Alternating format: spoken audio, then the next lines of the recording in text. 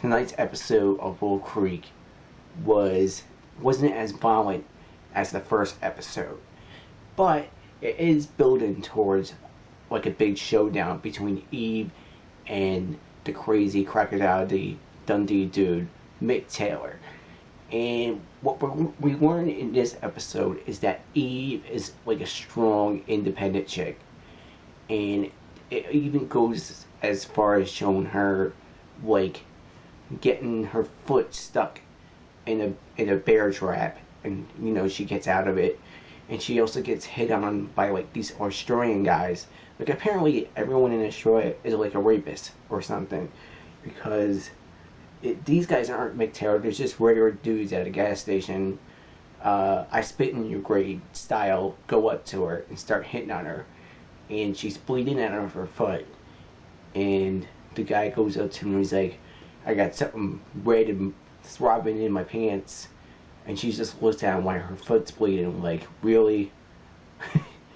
But yeah, he's like, I got something red in my pants for you, which is totally like rude, and I wouldn't recommend that as a pickup line. So you know, and then she goes back on her investigation to find Mick Taylor, and she has a dingo in the back of a truck.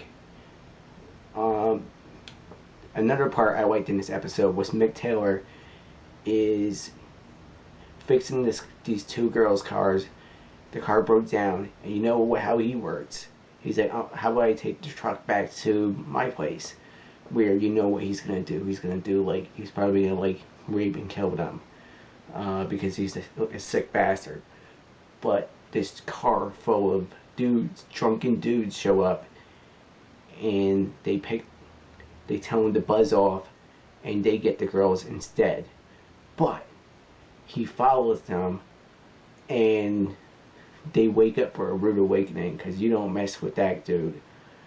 And yeah, so we're gonna see how much closer Eve gets to stopping this guy who murdered her parents, until this third episode of Wolf Creek, the horror days.